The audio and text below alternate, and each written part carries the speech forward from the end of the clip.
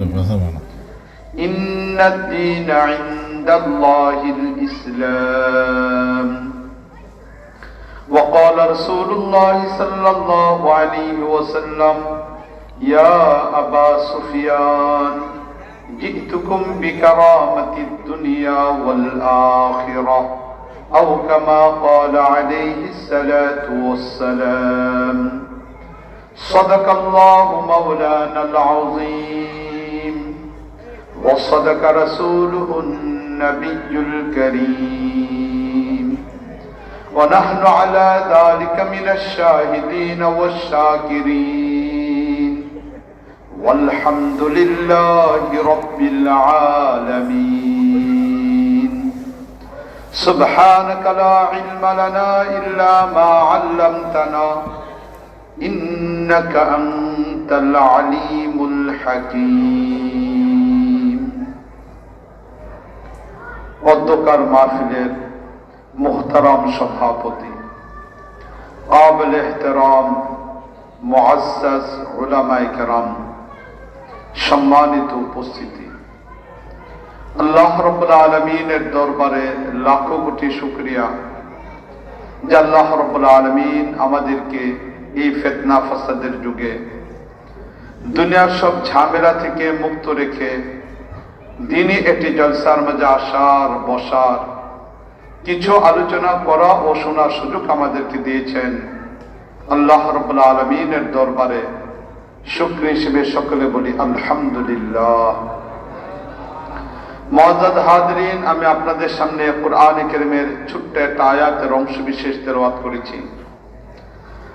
রাসূল করিম সাল্লাল্লাহু আলাইহি ওয়াসাল্লামের একটা হাদিস, যে হাদিসটা নবী করিম সাল্লাল্লাহু আলাইহি ওয়াসাল্লাম তার দীর্ঘদিনের শত্রু ইসলামের বিপক্ষে যার অবস্থানটা খুব জোরালো ছিল, শুধু সাধারণ একজন নাগরিক নয়, বরং ইসলামের বিপক্ষে যিনি নেতৃত্ব দিয়েছিল, যার নেতৃত্বের ফলে উহুদের যুদ্ধের ময়দানে ৭২ জনের মতো সাহাবায়ে কেরাম শাহাদাত বরণ করেছিলেন। স্বয়ং নবী করিম সাল্লাল্লাহু আলাইহি ওয়াসাল্লামের গা মুবারক থেকে রক্ত জড়িয়ে পড়েছিল। সেই যুদ্ধের নেতৃত্ব যিনি দিয়েছিলেন ইসলামের সবচেয়ে বড় দুশমন তৎকালীন যুগের আবু সুফিয়ান। এই আবু সুফিয়ান যখন ৮ম হিজরি সনে মক্কা বিজয়ের সময় মুসলমানদের হাতে বন্দী হয়, বন্দী অবস্থায় যখন নবী করিম সাল্লাল্লাহু আলাইহি ওয়াসাল্লামের কাছে তাকে আনা হয়, তখন নবী করিম সাল্লাল্লাহু আলাইহি ওয়াসাল্লাম কোন ধরনের প্রতিশোধমূলক শব্দ ব্যবহার করেন নাই, কোন ধরনের প্রতিরোধমূলক শব্দটাও ব্যবহার করেন নাই, বরং নবী করিম সাল্লাল্লাহু আলাইহি ওয়াসাল্লাম একটা আহ্বান করেছিলেন আবু সুফিয়ানকে। ওই আহ্বান সম্পর্কিত হাদিসেরই অংশ বিশিষ্ট আমি আপনাদের মাঝে পড়েছি। যে আহ্বানের মাধ্যমে আবু সুফিয়ানকে নবী ঈমানের দাওয়াত দিয়েছিলেন, ইসলামের বাস্তবতাকে তুলে ধরেছিলেন, সে হাদিসটুকু আমি আপনাদের সামনে পড়েছি। আর কুরআনুল কারীমের একটা আয়াত আমি আপনাদের মাঝে পড়েছি। খুব লম্বা চড়া আলোচনা করব না, ৮টা ১৫ বাজে, ৯টার সময় আমি আমার আলোচনাকে শেষ করে দেওয়ার চেষ্টা করব। এই অল্প সময়ের মধ্যে যেন আল্লাহ রাব্বুল আলামিন আমাদের সকলের উপকার হয় এমন কিছু কথাবার্তা বলা এবং শোনার তৌফিক আমাদেরকে দান করেন। মুআজ্জাজ হাজরিন, দুনিয়ার স্বাভাবিক নিয়ম হলো কোন বস্তু যখন মানুষের সামনে থাকে, উপস্থিত থাকে, সেটাকে দেখে বস্তুটা কেউ চিনতে পারে এবং বস্তুটার নমুনা সে অর্জন করতে পারে, ঠিক কিনা বলেন? এটা আমি একটা ঘড়ি কিনতে গেলাম, এখন ঘড়িটা কাকে বলে এটা যদি আমি চিনা থাকে যে এটার নাম ঘড়ি, তাহলে আমি দোকানে যাব, কিনতে পারবো। আমি যদি চাউল কিনতে চাই তাহলে এটার নাম হলো চাউল, এটাকে যখন আমি দেখবো আমার সামনে নমুনা থাকবে তখন সেটাকে আমার নেওয়া সহজ হবে। পৃথিবীর এটি স্বাভাবিক একটা নিয়ম, যখন নমুনা থাকে সেই নমুনাটা থাকার কারণে মানুষ সেটাকে গ্রহণ করা, সেটাকে বোঝা এটা সহজ ব্যাপার হয়ে দাঁড়ায়। আর নমুনা যদি কারোর সামনে না থাকে তখন এটা বুঝাইতে হয় এবং এই বোঝানোটা অত্যন্ত কঠিন একটা ব্যাপার। বরং বোঝানোটা কেমন হয়, অন্ধের মিঠাই খাওয়ার মতো হয়ে যায়। হাকিমুল উম্মত মুজাদ্দিদে জামান আশরাফ আলী থানভী রাহিমাহুল্লাহ তিনি একটা ঘটনা উল্লেখ করছেন যে এক ছেলে সে অন্ধ হয়ে গেছে, চোখ নষ্ট হয়ে গেছে, দরিদ্র পরিবারের মানুষ, হয়তো প্রথম চোখ ভালো ছিল অথবা জন্ম অন্ধই হতে পারে, যে জন্ম অন্ধ, এই জন্ম অন্ধ, তার চোখ নাই। এবার এই অন্ধের সামনে তার বন্ধুরা কিছু পায়েস রান্না করে নিয়ে আসছেন, মিঠাই জাতীয় কোনো ফিরনি রান্না করে নিয়ে আসছেন, চিনি দেয়া, দুধ দেয়া, এই ধরনের বস্তুগুলো দিয়ে রান্না করে ফিরনি নিয়ে আসছে, খাবার জাতীয় উন্নত একটা খাবার নিয়ে আসছে। অন্ধ মানুষ, সে তো আর ফিরনিও চিনে না, মিষ্টি জাতীয় খাবারটাও চিনে না। এই অবস্থার মধ্যে যখন তার সামনে খাবার দেওয়া হলো, অন্ধ জিজ্ঞেস করলো যে কি নিয়ে আসছে? বললো পায়েস নিয়ে আসছে। তো বললো পায়েস কেমন? বললো যে দুধ, মিঠাই, চিনি, নারিকেল এগুলো দিয়ে বানানো একটা খাবার। বললো দুধ কেমন? বললো সাদা। তো বললো যে দুধ সাদা, তো এখন দুধ সাদা কেমন? তো বললো সাদা হলো বগের মতো। এখন দুধ ফিন্নির পরিচয় দিতে গিয়া বললো দুধের দ্বারা তৈরি। দুধ কেমন? বললো সাদা। সাদার পরিচয় দিতে গিয়া বললো যে এটা বগের মতো। যখন বললো এটা বগের মতো, এবার এই অন্ধ জিজ্ঞেস করলো বগ কেমন? কারণ সে তো অন্ধ, সে তো আর জানে না, আর চোখে তো আর দেখে নাই। এবার সে বললো বগ কেমন? তো বললো যে এখন বগ কেমনে বোঝাবে অন্ধকে? এবার একটা হাত এভাবে নিয়ে মাথাটাকে এরকম ভাবে চুকা করে ধরছে যে বগ এরকম একটা প্রাণী যার মাথা এরকম থাকে, এটা বিভিন্ন নদী খালে বসে মাছ খায়, এরকম মাথাটা বাঁকা, এরকম হাত দিয়ে ধরে দেখাইছে। যখন এরকম দেখাইছে, এবার অন্ধ হাত দিয়ে যখন ধরে দেখছে, দেখার পরে বলছে যে আমি এটা খাবো না, এই ফিন্নিটা আমি খাবো না। বলে কেন খাবে না? তুমি যে ফিন্নিটা বলছো এরকম বড় তার মাথা থাকে, এটা মাছ ধরে শিকার করে খায়, এটা যদি আমি খেতে চাই তাহলে তোমার গলার মধ্যে আটকে যাবে, কারণ এত বড় জিনিসটা আমি কি করে খাবো? এটা তো গলার মধ্যে আটকে যাবে। মুআজ্জাজ হাজরিন, হাকিমুল উম্মত মুজাদ্দিদে জামান আশরাফ আলী থানভী রাহিমাহুল্লাহ ঘটনা বলেন, কোন বস্তু যখন কারোর সামনে না থাকে তখন সেই ফিন্নিকে বুঝাইতে গেলে বগ বুঝাইতে হয়। ঠিক অনুরূপ ভাবে আমাদের সামনে আজকে ইসলাম এর পূর্ণ রূপরেখাটা নাই। ইসলাম কেমন একটা ধর্ম, এটার বাস্তবতা আমাদের সামনে নাই। ইসলামী জীবন ব্যবস্থা কত উন্নত, এটা আজকে আমাদের সামনে নাই। ইসলামী পারিবারিক জীবন এটা কত উন্নত, এটা আজকে আমাদের সামনে নাই। ইসলামী সমাজ ব্যবস্থা কত উন্নত, এটা আজকে আমাদের সামনে নাই। ইসলামী রাষ্ট্র ব্যবস্থা কত কল্যাণকর, এটা আমাদের সামনে নাই। যার কারণে আজকে আমরা ইসলামকে বোঝার চেষ্টা করতে পারতেছি না, ইসলামকে মানার চেষ্টা করতে পারতেছি না, ইসলামকে নিজেদের জীবনের মধ্যে আনতে পারতেছি না, কারণ ইসলামের এই রূপরেখাটা আজকে আমাদের সামনে নেই। এই রূপরেখাটা না থাকার কারণে আজকে উলামা একরাম আমাদের বয়ান করে ইসলামকে বোঝাইতে হচ্ছে। কোরআনের কাগজের পৃষ্ঠা থেকে আমাকে ইসলাম বুঝতে হচ্ছে, হাদিসের পৃষ্ঠা থেকে আমাকে ইসলাম বুঝতে হচ্ছে। অথচ ইসলাম তো কাগজের পৃষ্ঠা থাকা কোনো ধর্ম না।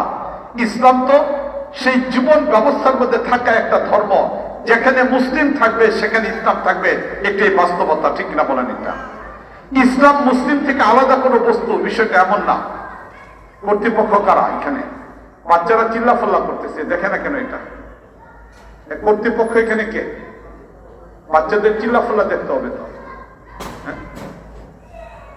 বলতেছিলাম ইসলাম তো এমন একটা ধর্ম না যে ইসলামটাকে নির্ধারিত একটা জায়গার মধ্যে বাস্তবায়ন করা হবে, এরপরে সেটাকে খুলে রেখে গিয়ে এরপর অন্য কাজগুলো করা হবে। ইসলাম তো এমন কোনো ধর্ম না, বরং ইসলাম তো জীবনের সাথে সম্পর্কে একটা ধর্ম।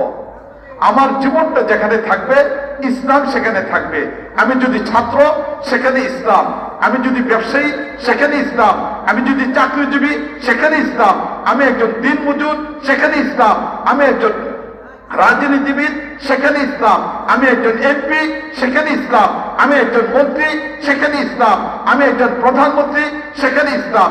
আমি মুসলিম হিসেবে যেখানে থাকবো সেখানে আমার ইসলাম থাকতে হবে। ঠিক না বলেন? এটা এমন একটা ধর্মের নাম তো হলো ইসলাম, যে ইসলামটা জীবনের সাথে সম্পর্ক হবে। একজন মুসলিম যেখানে থাকবে সেখানে ইসলাম থাকবে। মুসলিম থেকে ইসলাম কখনো আলাদা ধর্ম হতে পারে না। ধর্ম আলাদা, মুসলিম আরেক জায়গায় থাকবে, এটা কখনো হতে পারে না। মুসলিম রাজনীতি করবে, সেখানে ধর্ম নাই। মুসলিম ব্যবসা করবে, সেখানে ধর্ম নাই। মুসলিম চাকরি করবে, সেখানে ধর্ম নাই। মুসলিম অটো চালাবে, দিন মজুর, সেখানে ধর্ম নাই, এটা কখনো ইসলাম ধর্ম হতে পারে না। বরং একজন মুসলিম যেখানে থাকবে সেখানে ইসলাম থাকবে, এমন একটা ধর্মের নাম হলো আমাদের ইসলাম। খ্রিস্টানদের ধর্মের মতো সপ্তাহে একদিন শনিবার দিন এসে ইবাদত করবে আর বাকি সপ্তাহ তার মতো জীবন যাপন করবে। ইহুদিদের মতো শুধুমাত্র রবিবার দিন ইবাদত করবে, বাকি সপ্তাহ তার মতো জীবন কাটাবে। হিন্দুদের মতো বছরে 12-13টা পূজা করে সে এরকম একটা ধর্ম পালন করবে, ধর্ম মন্দিরে আসবে, সব ধর্ম সে ধার্মিক, এর বাইরে গিয়ে তার মতো জীবন কাটাবে। বৌদ্ধদের মতো বছরে মাঘী পূর্ণিমায় একটা দিন ধর্ম পালন করবে, বাকি সময়টার ভিতরে সে তার মতো জীবন যাপন করবে। এমন ধর্মের নাম ইসলাম না, এমন ধর্মের নাম ইসলাম না। জীবন থেকে ইসলাম কখনো আলাদা হতে পারে না, জীবন থেকে ইসলাম কখনো আলাদা হতে পারে না। যেখানে একজন মুসলিমের জীবন সেখানে ইসলাম থাকবে, যেখানে একজন মুসলিমের জীবন সেখানে ইসলাম থাকবে। মুসলিম থেকে ইসলাম কখনো আলাদা হতে পারে না। আজকে ইসলামটা আমাদের কাছে কাগজের পৃষ্ঠা, ইসলামটাকে আমরা আমাদের জীবনের পৃষ্ঠা আনতে পারি নাই, যার কারণে ইসলামের সৌন্দর্যতা আমরা বুঝতে পারতেছি না, ইসলামের আদর্শকে আমরা বাস্তবায়ন করে দেখাই দিতে পারতেছি না, ইসলামের রূপরেখাটাকে আমরা দেখাইতে পারতেছি না। বিশেষ করে 1924-এ যখন উসমানী খেলাফতের পতন হয়ে গেল, এই উসমানী খেলাফতের পতনের পর থেকে নিয়ে আজকে ইসলামটা আমাদের কাগজের পৃষ্ঠায় চলে গেছে, আমাদের মঞ্চের বয়ানের জায়গার মধ্যে চলে আসছে ইসলামটা। আমরা এটাকে জীবনের পৃষ্ঠা আনতে পারিনি। একজন মুসলিমকে দেখে চেনা যাবে যে এই ব্যক্তির যে ধর্ম, এটা নাম হল ইসলাম। আজকে আমাদের কাছে এমন নাই, এমনটা আজকে আমরা দেখাইতে পারতেছি না, যার কারণে আমরা মুসলমান আজকে গোটা দুনিয়াতে ক্ষতিগ্রস্ত হয়ে গেছি। সবচেয়ে বেশি পরিমাণ ক্ষতিগ্রস্ত আমরা হয়ে গেছি, কারণ অন্যান্য ধর্মগুলো তাদের কোনো ধর্মই নাই, সেটা তো বিকৃত হয়ে গেছে, মানব রচিত। সেখানে ধর্ম এবং রাজনীতি, ধর্ম এবং রাষ্ট্র, ধর্ম এবং জীবন ব্যবস্থা সম্পূর্ণ আলাদা। কিন্তু আমাদের মুসলমানদের সাথে এটা জড়িত, যেখানে জীবন সেখানে ইসলাম, যেখানে মুসলিম সেখানে ইসলাম, এটা তো আমাদের ধর্মের সাথে জড়িত। এই জায়গাটা আজকে আমরা সবচেয়ে বেশি পরিমাণ ক্ষতিগ্রস্ত হয়ে গেছি। এবং এই চিন্তা চেতনাটা দীর্ঘ 100 বছর ইসলামী খেলাফত না থাকার কারণে আমাদের চিন্তা চেতনা থেকে বের হয়ে গেছে। আমরা এখন ইউরোপের সেই খ্রিস্টানদের মতো চিন্তা চেতনাকে লালন করি, আমরা এখন ইহুদিদের মতো আমাদের ধর্মের ব্যাপারটাকে নিয়ে চিন্তা ভাবনা করি, আমরা এখন খ্রিস্টান হিন্দুদের মতো আমাদের ধর্মের বিষয়টাকে নিয়ে আমরা এটিকে ভাবার চিন্তা ভাবনা করি। বলে ফেলে কথা, ধর্ম যার যার, উৎসব সবার। বলে ফেলে রাজনীতি থেকে ধর্ম আলাদা, বলে ফেলে থেকে রাষ্ট্রসভার, ধর্ম যার যার, এগুলোকে বলে ফেলি। বলে কিনা বলেন, এটা তো কোনো মুসলমানের কথা হতে পারে না, কারণ মুসলমান তার সাথে তো ইসলাম জড়িত। যদি আজকে আমরা আমাদের জীবনের পৃষ্ঠে ইসলামকে আনতে পারতাম, তাহলে আজকের দেশ, আমাদের বাংলাদেশ অত্যন্ত শান্তিময় একটা পরিবেশের মধ্যে আমরা আসতে পারতাম, একটা সুন্দর পরিবেশের মধ্যে আমরা আসতে পারতাম। আমাদের সব কিছুর মধ্যে পরিবর্তনটা আমাদের পক্ষে সম্ভবপর হতো। যারা যেখানে ইসলামের ছোট্ট কোনো একটা বিধানকে বাস্তবায়ন করছে, সেখানে মানুষ ইসলামের ছোঁয়ায় তাদের জীবনটাকে পরিবর্তন করে ফেলতে পারছে। তাদের মাধ্যমে ছোট্ট ছোট্ট বিষয়গুলোর মাধ্যমে দলে দলে মানুষ ইসলামের উপরে চলে আসছে। ওয়াজাদ হাজরিন, আমি আপনাদের সামনে একটা ঘটনা তুলে ধরতেছি।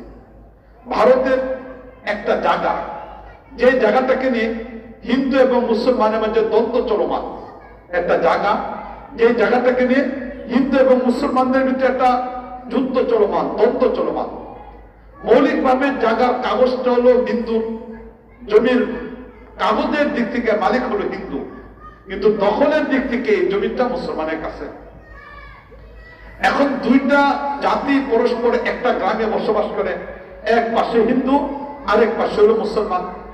এই পরস্পর বসবাস করা অবস্থার ভিতরে কাগজের দিক থেকে জমিনটা হলো হিন্দু, দখলের দিক থেকে হলো মুসলমানের। এই হিন্দু মুসলমানের কাছ থেকে অনেক সময় চেষ্টা করছে জায়গাটাকে নেওয়ার জন্য, কিন্তু মুসলমান তার ক্ষমতা দেখায় জায়গাটা ছাড়ে না। এইভাবে পরস্পর দুইজনের দ্বন্দ্ব চলতেছিল দীর্ঘদিন যাবৎ। হিন্দু দাবি করতেছে কিন্তু সে পাচ্ছে না, মুসলমান এরকম ভাবে দখল থাকার কারণে সে দিচ্ছে না। এইভাবে দ্বন্দ্বটা, ব্যক্তিগত দ্বন্দ্বটা একটা পর্যায়ের ব্যক্তিগত থাকে নাই, বরং এটা এখন পুরা হিন্দুরা জড়াই গেছে হিন্দুর পক্ষে, মুসলমানরা মুসলমানের পক্ষে জড়াই গেছে।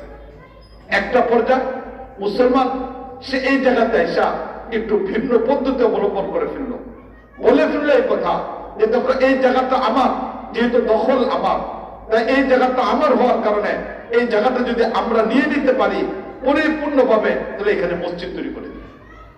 সে একটা ইবাদতের জায়গা মসজিদকে একটা অন্যায় ভাবে অর্জনের হাতিয়ার বানায় ফেলাইল। আমরা অনেকে আছি খাস জায়গা, ঝগড়ার জায়গা, এদের মসজিদে লেগে দেয়া দিই, মাদ্রাসা দেয়া দিই, হয় কিনা বলেন? এরকম যে জায়গাটা ক্ষমতার মধ্যে আনা যাচ্ছে না, দখলে নেওয়া যাচ্ছে না, এটাকে বলি যে এটা মসজিদের জন্য দিয়ে দিলাম। আমাদের বাংলাদেশে অনেক জায়গা আছে যেগুলো নিয়ে আমাদের মাসলা আসে, আমাদের কাছে ফতোয়া আসে, যদি এই জায়গাটা নিয়ে এখন আমরা কি করবো? এখন এই মুসলমান কূট কৌশল অবলম্বন করে সে ঘোষণা দিয়ে দিল যে এই জায়গাটা আমি তোমাদের জন্য একটা মসজিদের জন্য মসজিদ বানাই দেবো, এটা মসজিদের জন্য দিয়ে দিব। এবার যখন মুসলমান এই কথা বলে ফেললো, সাথে সাথে হিন্দু সেও ঘোষণা দিল যে এই জায়গাটা যদি আমরা দখল করতে পারি তাহলে এই জায়গায় মন্দির তৈরি করে দেব। এখন মুসলমান মসজিদ তৈরি করতে চায়, হিন্দু মন্দির তৈরি করতে চায়। এখন এই জায়গাটা আগে তো ব্যক্তিগত দ্বন্দ্ব ছিল, পরবর্তীতে মুসলমান হিন্দুরা জড়াচ্ছে, এখন এটা একটা ধর্মীয় ইস্যু অবলম্বন করে একটা বিশাল দাঙ্গার পরিস্থিতি তৈরি করে ফেলল। হিন্দুরা এখানে মন্দির তৈরি করবে, মুসলমানরা এই জায়গায় মসজিদ তৈরি করবে। একটা পর্যায়ে তো জটিল আকার ধারণ করলো, যেটা এখন দাঙ্গার দিকে চলে যাচ্ছে। শেষ পর্যন্ত এই দাঙ্গাকে বন্ধ করার জন্য পরামর্শ হলো, হিন্দুরা পরামর্শ গ্রহণ করলো, মুসলমানরা যে আমরা আদালতে যাই। এবার আদালতে গেল, এই আদালতে যাওয়ার পরে আজকের আদালত আর ওই সময় আদালত পার্থক্য আছে। আজকের আদালত সম্পূর্ণ ব্রিটিশদের আইনের দ্বারা চলতেছে, ওই সময় ব্রিটিশদের আইনের দ্বারা চলছিল, কিন্তু যারা জজ ছিল তারা পয়সার কাছে বিক্রি হতো না, সেখানে ক্ষমতার কাছে আদালতের রায়কে পরিবর্তন করতো না, বরং সেখানে তারা ব্রিটিশদের আইনের দ্বারা রাষ্ট্র পরিচালনা করলেও তারা নীতির উপরে থাকার চেষ্টা করত। আজকে তো আমরা মুসলমান, যেখানে আমাদের মুসলমান হিসেবে আদালত আমাদের কোরআনের ভিত্তিতে চলা দরকার ছিল, আমাদের জজ সেখানে আইন পরিচালনা করার দরকার ছিল কোরআনের ভিত্তির মাধ্যমে, হাদিসের মাধ্যমে, কিন্তু আজ আমাদের জজ সেখানে আদালত পরিচালনা করে ব্রিটিশদের আইনের মাধ্যমে, জজ সেখানে রায় দেয় ব্রিটিশদের আইনের মাধ্যমে। এই জন্য মুআজ্জাজ হাজরিন, একজন মুসলিম হিসেবে বর্তমান প্রচলিত আদালতে বিচার নেওয়া জায়েজ কিনা এটা ভাবা দরকার। একজন মুসলমান তার জীবনে ঝামেলা হতে পারে, কিন্তু তিনি এই ঝামেলা নিয়ে প্রচলিত আদালত, যে আদালত নিশ্চিত ভাবে ইসলামের আদালত নয়, যে আদালত কোরআন হাদিসের বিপরীত আদালত, যে জজ কোরআন এবং হাদিসের বিপরীত ফতোয়া দিয়ে থাকেন, মাসলা দিয়ে থাকেন, রায় দিয়ে থাকেন, সে আদালতের উকিলের কাছে মুসলমান হিসেবে মামলা নেওয়া জায়েজ কিনা এই মাসলাটা আমি আপনাদের সামনে রেখে গেলাম। আপনারা উলামায়ে কেরামের কাছে মাসলাটা জিজ্ঞেস করবেন শরীয়ত কি বলে এই ব্যাপারে। যে একজন মুসলিম অমুসলিম আদালতে নিশ্চিতভাবে যেখানে আইন হয় কোরআনের বিপরীত, আইন হয় ইসলামের বিপরীত, ফয়সালা হয় কোরআন ইসলামের বিপরীত, সে আদালতে মুসলমান বিচার নিয়ে যেতে পারে কিনা এই মাসলা বিষয়টা আমাদের তাহকিক করা দরকার, এটাকে নিয়ে ভাবা দরকার। এখন তো আমাদের কাছে কোনোটাই নাই, কিন্তু ওই সময় আদালতের জজ ভালো ছিল, যদিও তারা শাসন করছে ব্রিটিশদের মাধ্যমে, আইনের মাধ্যমে, কিন্তু জজ যিনি ছিলেন তিনি ইনসাফ করতেন। এবার যখন মামলা চলে গেল, মামলা চলে যাওয়ার পরে জজ তিনি কাগজ দেখলেন হিন্দুর পক্ষে, ক্ষমতা দেখলেন, দখল দেখলেন মুসলমানের পক্ষে। এবার তিনি যদি এখানে ফয়সালা করতে চান, তাহলে এই ফয়সালা এটা বিরোধ তৈরি করে ফেলবে, একটা জাতিগত দাঙ্গা তৈরি করে ফেলবে। এবার জজ যিনি ছিলেন তিনি বিপদে পড়ে গেলেন, কি করবেন? শেষ পর্যন্ত তিনি সিদ্ধান্ত নিলেন মুসলমানদের মধ্যে থেকে 5 জন আর হিন্দুদের মধ্যে থেকে 5 জন, 10 জনকে আলাদা নিয়ে বসলেন। বসার পরে তাদের সামনে বললেন, দীর্ঘদিন যাবৎ এই জমিন মুসলমানদের অধীনে আর হিন্দুর কাগজের দিক থেকে রয়ে গেছে, এমন অবস্থার ভিতরে যদি এখানে বিচার ব্যবস্থা করা হয় তাহলে একটা জাতিগত দাঙ্গা তৈরি হবে। তাই আইনের দিক থেকে এটাকে মীমাংসা নয়, বরং তোমরা সামাজিক ভাবে এটাকে সমাধান করার চেষ্টা করো। যখন জজ এই পরামর্শ দিলেন, যে সামাজিক ভাবে এটার জন্য সুন্দর সমাধান করা হয়। এই বিষয়টা নিয়ে যখন পরস্পর বসলো, বসার পরে এবার মুসলমানরা বলল যে আমরা হিন্দু ভাইদের কাছে শুনতে চাই তারা এই ব্যাপারে কি বলতে চায়। হিন্দুরা 5 জন বসলো, বসার পরে বললো যে দেখো, আমরা হিন্দু কোন ব্যক্তির ফয়সালাকে মানবো না, আমরা তোমাদের মুসলমানদের মধ্যে থেকে একজন ব্যক্তির ফয়সালাকে আমরা মানবো। জিজ্ঞেস করলেন তিনি কে? বলেন এই আমাদের এলাকারই কান্দাল নামক এলাকা এক বুজুর্গ, এক আলেম মুজাফফর কান্দলুবি রাহিমাহুল্লাহ। তারা হিন্দুরা বলল এই মুজাফফর কান্দলুবি রাহিমাহুল্লাহ উনার কথাটাকে আমরা মানবো। উনি যদি আদালতে এসে বলেন এই জমিন মুসলমানদের, তাহলে আমরা জায়গা দিয়ে দেব। আর যদি বলেন হিন্দুদের, তোমরা বলো আমরা তো সালিস হিসেবে, বিচারক হিসেবে একজন মুসলমানকে মানলাম, তোমরা তার কথা মানবা কিনা? মুসলমানরা বললো আমরা মানবো, কারণ কোন মুসলমান মন্দির তৈরি হোক এটার ব্যাপারে ফয়সালা দিতে পারে না, হিন্দুদের আধিপত্য বিস্তার হোক এটা ফয়সালা মুসলমান দিতে পারে না। এখানে মুসলমানরা খুশি, মৌলানা মুজাফফরের কথা আমরা মেনে নেব। হিন্দুরা 5 জনে বসে পরামর্শ দিল, পরামর্শে এবার জজ সিদ্ধান্ত নিলেন মৌলানা মুজাফফর সাহেবকে ডাকবেন, ডেকে উভয় পক্ষের সিদ্ধান্ত হিসেবে ওনাকে বিচারক বসানো হবে। উনি সিদ্ধান্ত দিলেন, হিন্দু মুসলিম সবাই মেনে নেবে। এবার এই 5 জন করে যখন পরামর্শ করে উঠলেন, জজ যখন বিষয়টা লেখলেন, এবার যখন এই বিষয়টা আদালতে গিয়ে ঘোষণা দিয়ে দিলেন জজ যে আমরা অমুক তারিখে হিন্দুদের পক্ষ থেকে মুসলমানদের পক্ষ থেকে সর্বসম্মতিক্রমে মৌলানা মুজাফফরকে আমরা এটার বিচারক নির্ধারণ করব, তিনি যে ফয়সালা করবেন এটাকে আমরা মেনে নিব। যখন মৌলানা মুজাফফর রাহিমাহুল্লাহর কথা বললেন, বলার সাথে সাথে মুসলমানরা আনন্দ প্রকাশ করে আরম্ভ করলো, কারণ একজন মুসলমান আলেম তিনি নিঃসন্দেহে মুসলমানের পক্ষে রায় দিবেন, জমি মুসলমানরা পেয়ে যাবে, তার আনন্দে উৎসব করা আরম্ভ করলো। অপরদিক থেকে 5 জন হিন্দু নেতা তারা যে সিদ্ধান্ত নিল, এই সিদ্ধান্তের পরে বাকি হিন্দুরা মন ভরা ভেঙে গেল, তারা মানসিকভাবে ভেঙে পড়ল। মুসলমান তো আমাদের মন্দিরের ব্যাপারে বলবে না, সুতরাং আমরা তো ক্ষতিগ্রস্ত হয়ে গেলাম। কিন্তু যেহেতু তাদের নেতারা সিদ্ধান্ত নিয়েছে, এবার তারা বিষয়টাকে মানার ব্যাপারে তারা চিন্তা ভাবনা করলো। এই চিন্তা ভাবনা করে এবার তারা চলে গেল, হিন্দুরা বাড়ি চলে গেল, মুসলমানরা বাড়িতে চলে গেল। এবার নির্ধারিত সময় আসলো। এই নির্ধারিত সময় আসার পরে এবার হিন্দুরা ব্যাপকভাবে এসে উপস্থিত হলো, সেই মুসলমান তারাও ব্যাপকভাবে উপস্থিত হলো। আজকের পুরো আদালত চত্বর মানুষে ভরে গেছে, হিন্দুরা উপচে পড়া ভিড়, মুসলমান উপচে পড়া ভিড়। এবার অপর জাতি এখানে বসা, সবাই অপেক্ষা মৌলানা মুজাফফর সাহেব রাহিমাহুল্লাহ আসবেন। এবার তিনি আসলেন, এসে মৌলানা মুজাফফর সাহেব রাহিমাহুল্লাহ তিনি জজের পাশে বসলেন। এবার জজের পাশে বসার পরে আবার মৌলানা মুজাফফর সাহেব রাহিমাহুল্লাহ তিনি এবার ফয়সালা জানাইবেন। সবাই অপেক্ষা। এই অবস্থায় মৌলানা মুজাফফর সাহেব রাহিমাহুল্লাহ তিনি ফয়সালা জানাইলেন। তিনি ফয়সালা জানালেন কাগজ, এটি হলো জমি পাওয়ার ব্যাপারে মূল থিওরি, সুতরাং যার কাগজ তারই জমিন, তাই হিসেবে এই জমিন মুসলমান পাবে না, বরং এই জমিন হিন্দু মালিকারা পেয়ে যাবে। তিনি এটা বললেন।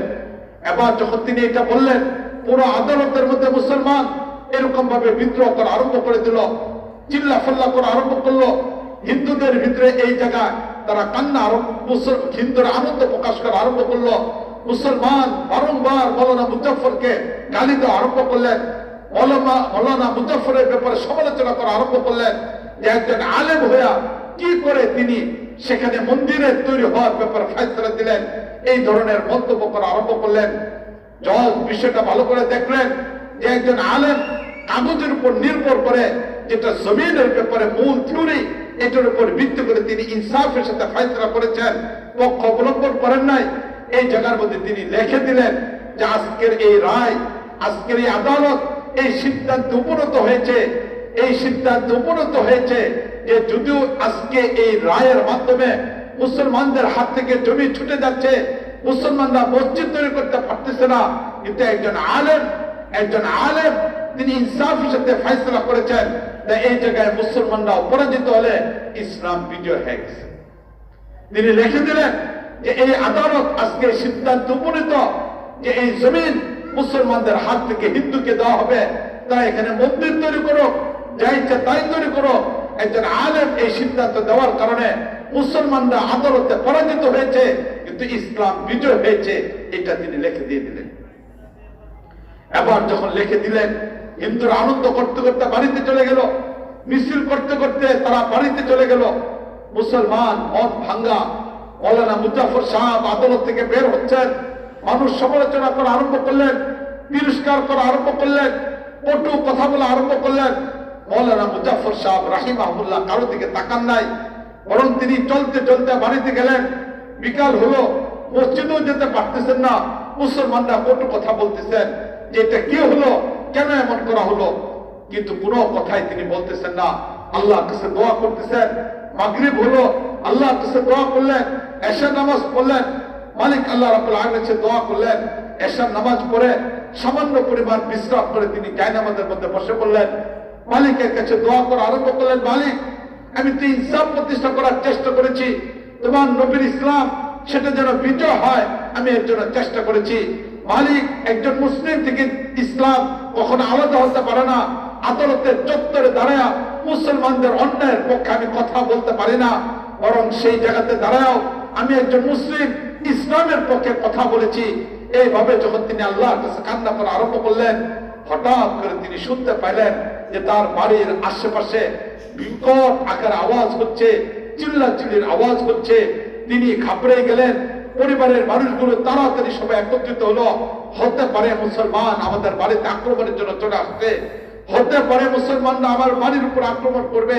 সবাই আবার চিন্তার মধ্যে পড়ে গেলেন। ছোট্ট বাচ্চারা একত্রিত হলো, ঘুম থেকে ঘুম ভেঙে গেল, নারীরা একত্রিত হয়ে গেল। সবাই চিন্তা করতেছে। মৌলানা মুজাফর সাহেব রাহিমাহুল্লাহ তিনি চিন্তার মধ্যে পড়ে গেলেন যে আজকে কি হলো, কেন এমন হচ্ছে। তিনি আল্লাহর কাছে বলতেছেন, মালিক আমি তো অন্যায় কোনো পথ অবলম্বন করি নাই, মালিক আমি তো অন্যায়ের সাথে কখনো থাকে নাই, বরং যেখানে মুসলিম সেখানে ইসলাম, আমি তো ইসলামের পক্ষে কথা বলেছি। আল্লাহর কাছে দোয়া করা আরম্ভ করলেন। দেখতে দেখতে সেই কাফেলার গুঞ্জন দূর থেকে কাছে আসা আরম্ভ হলো। বাড়ির চারিদিকে হাউ বাউ শুরু হলো। একজন এসে দরজার মধ্যে আঘাত করলেন। মৌলানা মুজাফর সাহেব রাহিমাহুল্লাহ তিনি আস্তে আস্তে দরজা খুললেন। দরজা খোলার পরে তিনি তাকিয়ে দেখলেন এরা মুসলমান না, পুরা গ্রামের হিন্দুরা তার দরজার সামনে দাঁড়ানো। পুরা গ্রামের হিন্দুরা তার দরজার সামনে দাঁড়ানো। মৌলানা মুজাফর সাহেবকে নমস্কার করলেন। নমস্কার করে এবার সেই হিন্দুদের নেতা বললেন যে হযরত, আজকের আদালতে আপনি ইসলামের কথা বলেছেন, আজকের আদালতে আপনি ইসলামের কথা বলেছেন। আপনি পারতেন একজন মুসলিম হিসেবে সেখানে এই সিদ্ধান্ত দিতে, জমিন যেহেতু মুসলমানের কাছে, তাই মুসলমান এই জমিনের মালিক আপনি বলতে পারতেন, তারা এখানে মসজিদ তৈরি করতে পারত। কিন্তু আপনি ইনসাফের সাথে ফয়সালা করেছেন, যেখানে মুসলিম সেখানে ইসলাম, আপনি ইসলামকে বাস্তবায়ন করেছেন। আজকের আদালতের রায় সিদ্ধান্ত এটা দিয়েছেন বিচারক যে আজকের এই আদালত এই সিদ্ধান্ত উপনীত হয়েছে, যদি প্রমাণের দ্বারা মুসলমান পরাজিত হয়েছে, ইসলাম বিজয় হয়েছে, এই কথা আদালত আজকে ঘোষণা করেছে জজ সাহেব। আমরাও সেখানে দেখলাম মুসলমান জমিন পায় নাই, মুসলমান দখল ছাড়তে হচ্ছে, মুসলমান জমিন না পাওয়ার কারণে পরাজিত হয়েছে, আমরাও সেখানে দেখলাম। কিন্তু জজ সেখানে লিখেছেন, জজ সেখানে লিখেছেন, জজ সেখানে লিখেছেন ইসলাম বিজয় হয়েছে, এটা লিখেছে। সে আমাদের আলেম, এ আমাদের জজ, এ আমাদের মুরব্বী, যে ইসলাম বিজয়। গোটা পৃথিবীর মানুষের নীতিমালা হলো বিজয়ের পক্ষ অবলম্বন করা। আর আজকে যেহেতু ইসলামকে আপনি আদালতে বিজয় করেছেন, আমরা হিন্দু ধর্ম সেখানে জমিন পেয়েছি, কিন্তু আমরা পরাজিত হয়ে গেছি। ইসলাম বিজয় একটা ধর্ম হয়ে গেছে, তাই বিজয়ের মিছিলে সকলে শরীক হতে হয়, বিজয়ের মিছিলের মধ্যে সকলের অংশগ্রহণ করতে হয়। আমরা সিদ্ধান্ত নিয়েছি যে ইসলাম বিজয় একটা ধর্ম, যে ইসলামের ব্যাপারে জজ লিখেছেন ইসলাম আজকে বিজয় হয়েছে। আমরা সবাই আসছি সেই বিজয়ের মিছিলে শরীক হয়ে কালেমা পড়ে আপনার হাতে মুসলমান হওয়ার জন্য। এবার মৌলানা মুজাফর সাহেব রাহিমাহুল্লাহ সকলকে কালেমা পড়ায় মুসলমান হলেন, মুসলমান করলেন। মুসলমান হওয়ার পরে এবার সবাই বলল যে এবার যে মসজিদ মুসলমানরা তৈরি করতে চাচ্ছিল, আর আমরা মন্দির তৈরি করতে চাচ্ছিলাম, আমরা তো মন্দির তৈরি করার জন্য অর্থ সংগ্রহ করেছিলাম, সে অর্থ এখন আর মন্দির তৈরির জন্য নয়। এবার মুসলমানদের সাথে আমরা মিলে, আমরা নতুন মুসলমান সবাই মিলে এই জায়গায় সম্মিলিত একটা মসজিদ তৈরি করব। মুআজ্জাজ হাজিরিন, ইসলাম যখন জীবনের পৃষ্ঠায় চলে আসে তখন মানুষ দলে দলে ইসলাম গ্রহণ করে ফেলে। আজকে আমাদের জটিলতা হলে এটাই যে ইসলামটাকে আমাদের কাগজের পৃষ্ঠায় বর্ণনা করতে হচ্ছে, ওয়াজের মাহফিলের মধ্যে আমাদের বলতে হচ্ছে, কিন্তু ইসলামটাকে জীবনের পৃষ্ঠা আনতে পারি নাই। আর এই জীবনের পৃষ্ঠা আনতে না পারার কারণে সবচেয়ে বেশি পরিমাণ ক্ষতিগ্রস্ত আজকে পৃথিবীতে আমরা মুসলমান। হিন্দুরা তাদের ধর্মের কোনো অস্তিত্ব নেই, তারা তাদের জায়গায় বিভিন্ন কাজ করতে পারে, বৌদ্ধরা তাদের জায়গায় বিভিন্ন কাজ করতে পারে, একজন খ্রিস্টান তার জায়গায় বিভিন্ন কাজ করতে পারে, একজন ইহুদি তার জায়গায় বিভিন্ন কাজ করতে পারে, কিন্তু আমি তো মুসলমান, আমি তো আল্লাহকে বিশ্বাস করি। আমি তো বলে এই কথা, মৃত্যুর পর আমার মালিকের কাছে যেতে হবে।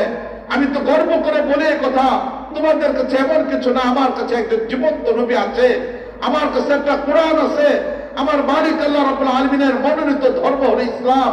ইন্না দীন ইনদাল্লাহিল ইসলাম।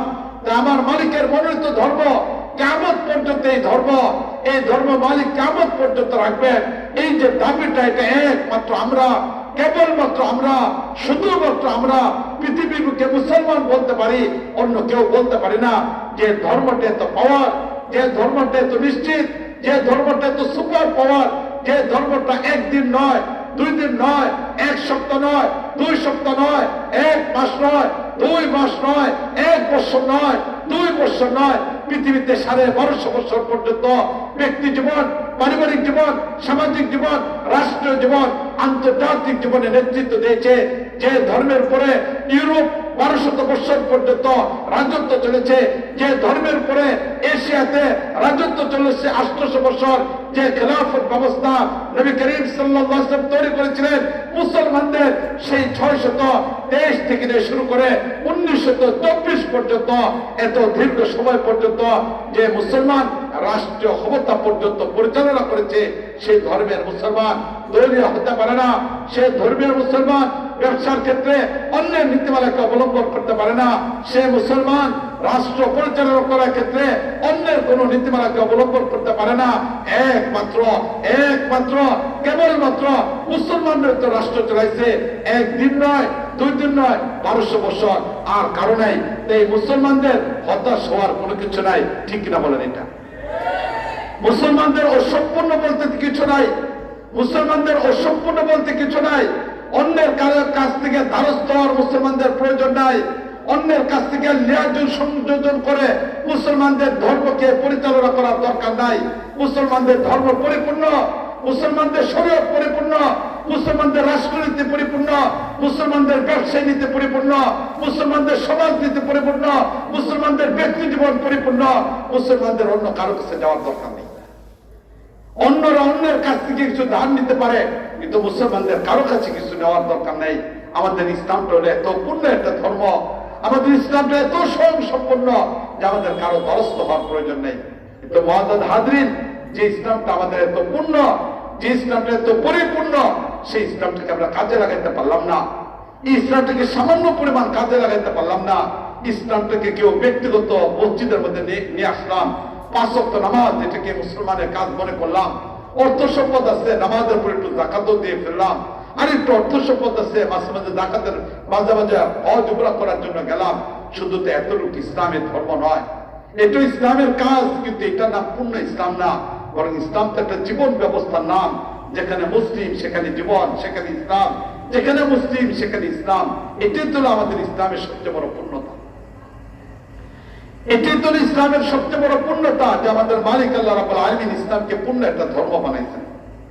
কিন্তু আজকে কেন আমরা নিতে পারলাম না, ইসলামটাকে কাজে নিতে পারলাম না? কেন ইসলামটাকে কাজে লাগাইতে পারলাম না?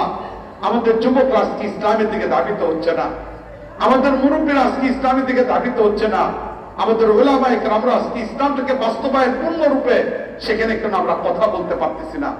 কেন মসজিদের মেম্বার থেকে আওয়াজ হচ্ছে না যা খণ্ডিত ইসলাম এটা আমাদের না, আমাদের পূর্ণ ইসলামকে আমরা চাই। কারো কাছে দয়া নয়, বরং আমরা পূর্ণ ইসলামটাকে চাই। এটা কারো কাছে দয়া নয়, আমরা পূর্ণ ইসলামটাকে চাই। এটা আমার মালিকের দেওয়া জীবন ব্যবস্থা। কেন আমরা এই আওয়াজকে উঠাইতে পারলাম না? কেন আজকে 54টা বছর পর্যন্ত বাংলাদেশের শুধুমাত্র একটা দুইটা জায়গায় না, বরং পূর্ণ রাষ্ট্রীয় ব্যবস্থাকেও ইসলামের আলোকে সাজাইতে পারলাম না।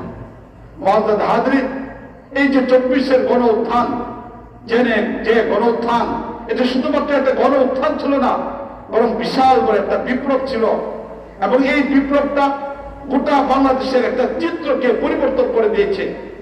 যেই আধিপত্যবাদ শুধুমাত্র আওয়ামী লীগের বিষয়টা এমন না, বরং আওয়ামী লীগ বলি অথবা ওই 1971 থেকে নিয়ে লম্বা একটা সময় পর্যন্ত যারাই ক্ষমতার মধ্যে ছিলেন, তাদের মূল পাওয়ারটা ছিল ভারত। ঠিক কিনা বলেন? এটা এই আন্দোলনটা ছিল ভারত বিরুদ্ধে একটা আন্দোলন। এবং আমাদের বাংলাদেশের জন্য সবচেয়ে জটিল সমস্যা হলো ভারত। এই ভারত যতদিন পর্যন্ত আমাদের থেকে হস্তক্ষেপ না করবে, আমরা শান্তি এবং নিরাপত্তার সাথে থাকতে পারবো। এই ভারতের আধিপত্যবাদ, এটা হলো আমার বাংলাদেশের মৌলিক সমস্যা। আমার বাংলাদেশের যত বিরোধ, আমার বাংলাদেশের পরস্পর মারামারি, আমার বাংলাদেশের পরস্পর যে দ্বন্দ্ব, এই সব কিছু ভিন্ন কোনো কারণে নয়, বরং সব কিছুর মূল বস্তু হলো সেই ভারতের আধিপত্যবাদ। ভারত আমার বাংলাদেশের স্বাধীনতাকে তারা নিজেদের স্বার্থে ব্যবহার করেছিল। ভারত চায় এই বাংলাদেশকে অখণ্ড ভারত বানানোর জন্য। এটা আমার শুধুমাত্র দাবি নয়, এটা শুধু দাবি নয়। 2023 এই 2023-এ যখন আমি ভারতে সফরে গেলাম, সেখানে সফরের ভিতরে আমার বিভিন্ন জায়গায় সফর ছিল। কাশ্মীরের সফর ছিল, হায়দ্রাবাদের সফর ছিল, দিল্লিতে ছিল, দেওবন্দে ছিল, ফুলাতে ছিল, বিভিন্ন জায়গাগুলোতে প্রোগ্রাম ছিল। সেই প্রোগ্রামের ফাঁকে আমি ভারতের নতুন পার্লামেন্ট যেটা তৈরি করা হচ্ছে, সেই পার্লামেন্টকে দেখার জন্য গেলাম। ভারত গেট যেটাকে বলে, দিল্লি গেট যেটাকে বলে, ভারতের ঐতিহাসিক জায়গা, সেই জায়গায় আমি গেলাম। পার্লামেন্টের সামনে গেলাম। পার্লামেন্টের সামনে সেখানে একটা মোড়ল তৈরি করা হলো। মোড়ল মানে একটা ওয়াল। এই ওয়ালের মধ্যে একটা মানচিত্র তৈরি করা হলো।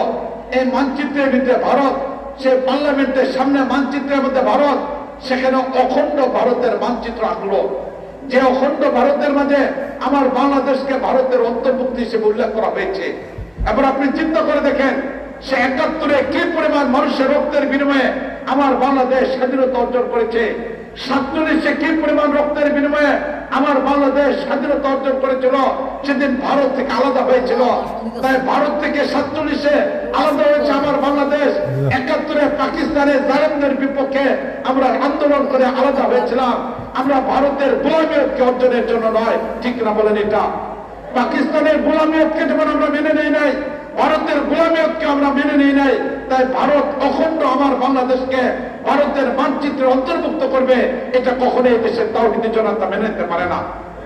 এদেশের দেশপ্রেমিক কখনো এটা মেনে নিতে পারে না। বরং আমরা পরিষ্কার ভাবে এটা বলতে চাই যে ভারতের যদি অখণ্ড ভারত হিসেবে আজকের বাংলাদেশ ভারতের অন্তর্ভুক্ত হয়ে যা, আজকের ভারত যেখানে 47-এর পর থেকে নিয়ে তাদের দেশের নাগরিক মুসলমানদেরকে নিরাপত্তা দিতে পারে নাই। কাশ্মীরে 70 বছর যাবৎ মুসলমানদের রক্ত ঝরাচ্ছে, দিল্লিতে মুসলমানদের রক্ত ঝরাচ্ছে। শুধু রক্তই নয়, 2019-এ করোনাতে যখন গোটা পৃথিবী থমকে গেল, এমন একটা কঠিন পরিস্থিতিতেও যখন ভারতে লাশ পোড়ার মতো মানুষ খুঁজে পাওয়া যাচ্ছে না, গঙ্গাতে লাশগুলিকে ভাসিয়ে দেওয়া হচ্ছে, বঙ্গোপসাগরে লাশগুলিকে ভাসিয়ে দেওয়া হচ্ছে, এমন একটা পরিস্থিতির মধ্যেও আমরা 2019-এ দেখলাম ভারত দিল্লিতে মুসলমানদের উপর নির্যাতন করতেছে, আসামে মুসলমানদের উপর নির্যাতন করছে, এখনো পর্যন্ত নির্যাতন চলমান। গুজরাটে মুসলমানদের উপর নির্যাতন। নিজের দেশের মুসলমান যেখানে নিরাপদ না, আমার বাংলাদেশের মুসলমানকেও তারা নিরাপদ রাখবে না। ঠিক না বলেন? এটা ভারত যদি এই দেশ দখল করে ফেলে, ভারত যদি এই দেশে আধিপত্য বিস্তার করে, তাহলে আজকে শুধুমাত্র ভারতের মুসলমান নিরাপদ না, আমরা নিরাপদ থাকবো না। শুধু এতটুকুই নয়, ভারতের আধিপত্যের বিপক্ষে কথা বলার কারণে আবরার ফাহাদকে হত্যা করা হয়েছে। ভারতের আধিপত্যের বিপক্ষে কথা বলার কারণে হাদিকে শাহাদত বরণ করতে হয়েছে। আজকেও যদি কেউ ভারতের আধিপত্যের বিপক্ষে কথা বলে, আমরা যারা এখনো পর্যন্ত কথা বলি, বাড়ি থেকে আসার সময় নিয়ত করে আসি, পরিবারের কাছে বিদায় নিয়ে আসি যে হয়তো লাশ রাস্তায় পড়ে যেতে পারে, এটা বলে তারপরে আসি, বিদায়টা নিয়ে তারপরে আসি, সর্বাবস্থায় প্রস্তুতে আসি। কারণ ভারতের আধিপত্যের বিপক্ষে যারাই কথা বলবে, তাদেরকে ভারত থাকতে দেবে না, নিরাপত্তার সাথে তাদেরকে রাখবে না। এটাই ভারতের নীতি। এই জন্য মুআজ্জাজ হাজরিন, আমাদের মনে রাখতে হবে আজকের বাংলাদেশ, এই বাংলাদেশে ইসলামকে নিয়ে ছাড়া বিকল্প আমাদের কোনো পথ নাই। ইসলাম ছাড়া আমাদের নিরাপত্তার কোনো পথ নাই। একমাত্র বাংলাদেশের নিরাপত্তা নির্ভর করে ইসলামের উপরে। কুতুবে আলম শেখুল ইসলাম মাদানী রাহিমাহুল্লাহ, কুতুবে আলম শেখুল ইসলাম মাদানী রাহিমাহুল্লাহ বুখারীর 7 নম্বর হাদিস, নবী করিম সাল্লাল্লাহু আলাইহি ওয়াসাল্লাম তিনি তৎকালীন যুগে সুপার পাওয়ার বাদশাহ রোমের বিরুদ্ধে রোমের রাষ্ট্রপতি হিরাক্লির কাছে চিঠি লিখেছিলেন। সেই চিঠির মধ্যে নবী করিম সাল্লাল্লাহু আলাইহি ওয়াসাল্লাম উল্লেখ করেছিলেন, ইন্নী আদউকা বিদায়াতিল ইসলাম, হে হিরাক্লি, আমি তোমাকে ইসলামের দিকে আহ্বান করতেছি। আসলিম তাসলাম, তুমি ইসলাম গ্রহণ করো, নিরাপত্তা পেয়ে যাবে। যদি ইসলাম গ্রহণ করো, নিরাপত্তা পেয়ে যাবে। কুতুবে আলম শেখুল ইসলাম মাদানী রাহিমাহুল্লাহ এই হাদিসের ব্যাখ্যায় বলেন, ইসলাম কোন ভাস্কর্য না, যেটা কোন মুড়ের মধ্যে তৈরি করে দেখানো হবে, দেখো এটা নাম ইসলাম। ইসলাম কোন জামা নয় যেটা বাজারে বিক্রি হবে, আমি টাকা দিয়ে কিনে এনে গায়ের মধ্যে পরবো আর বলবো দেখো আমি মুসলিম। ইসলাম কোন কবিতা নয়, কোন কবি তার কবিতার মধ্যে লিখবে আর শ্রোতারা মুগ্ধ হয়ে সেই কবিতা পড়বে শুনবে, এমন কোন কবিতার নাম ইসলাম নয়। ইসলাম কোন গল্পকারের গল্প নয় যে চমৎকার গল্পের মাধ্যমে ইসলামকে উপস্থাপন করা হবে। ইসলাম কোন সঙ্গীত নয় যেটা কোন সুরালো কণ্ঠে সেটাকে গিয়ে শোনানো হবে। ইসলাম একটা জীবন ব্যবস্থার নাম, যেখানে মুসলিম সেখানে ইসলাম একটা জীবন ব্যবস্থার নাম। ওই ইসলামকে যদি আমরা পালন করতে পারি তাহলে এই দেশে নিরাপত্তা থাকবে, এছাড়া নিরাপত্তার কোনো পথ নেই। এর পাশাপাশি সবচেয়ে বড় জিনিস হলো এটা যে ইসলামটাকে আমাদের ব্যক্তি জীবন, পারিবারিক জীবন, সামাজিক জীবন, রাষ্ট্রীয় জীবন, প্রতিটা জায়গায় ইসলামটাকে আমাদের আনতে হবে। ইসলামটাকে যদি আমরা না নিই, ইসলাম বিজয় হবে না। আর ইসলাম যদি বিজয় না হয় তাহলে দেশের স্বাধীনতা সার্বভৌমত্ব রক্ষা করা যাবে না। এই দেশের স্বাধীনতা সার্বভৌমত্ব রক্ষা করা যাবে না, এটা আমাদের মনে রাখতে হবে।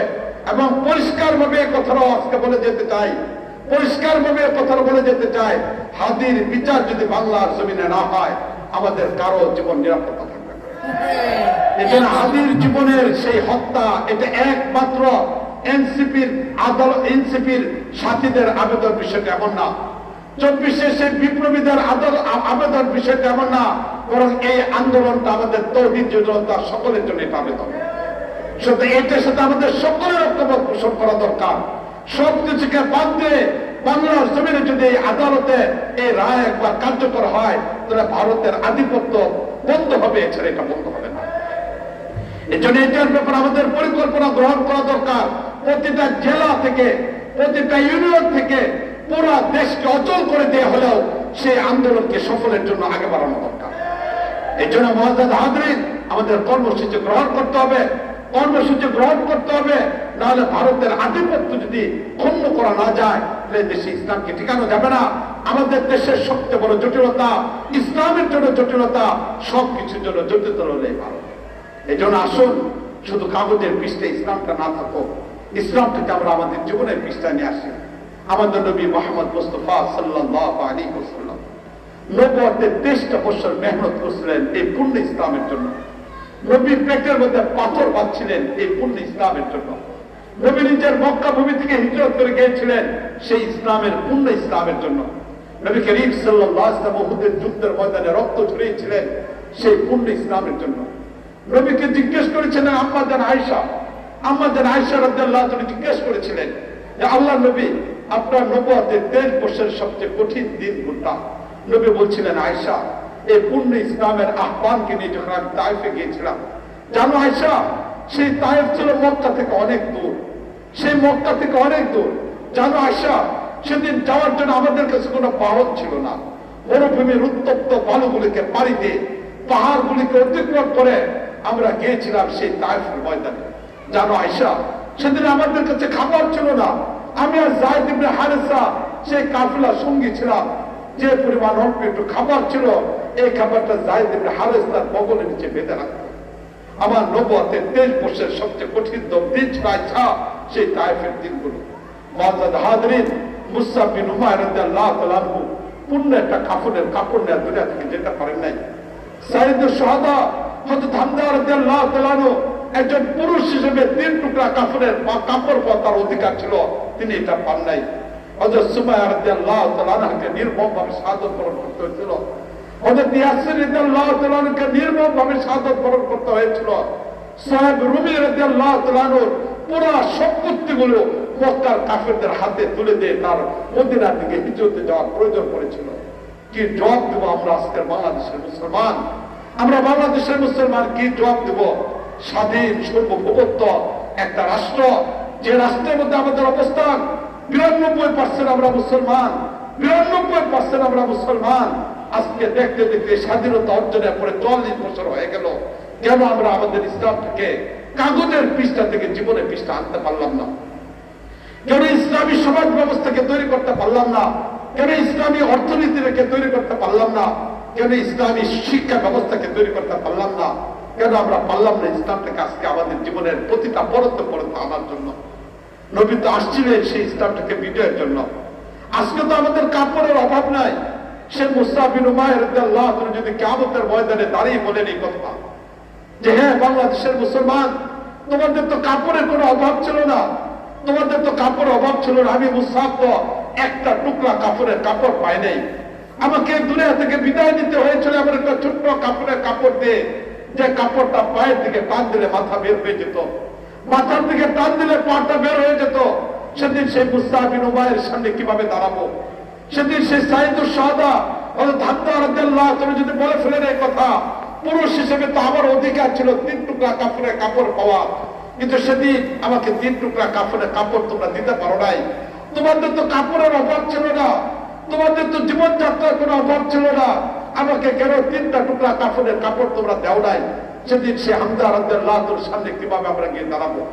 সেই সুমাইয়া রাদিয়াল্লাহু তাআলা যদি বলেন এই কথা, আমারও তো একটা পরিবার ছিল, আমারও তো স্বামী ছিল, আমারও তো একটা সন্তান ছিল, যাদেরকে নিয়ে আমার একটা স্বপ্নের সন্ধান ছিল, সংসার ছিল, আমি তো সেই সংসারকে পরিহার করে শুধুমাত্র পূর্ণ ইসলামের জন্য জীবন দিয়েছিলাম। কি জবাব দেবো সেদিন সুমাইয়া রাদিয়াল্লাহু তাআলার সামনে?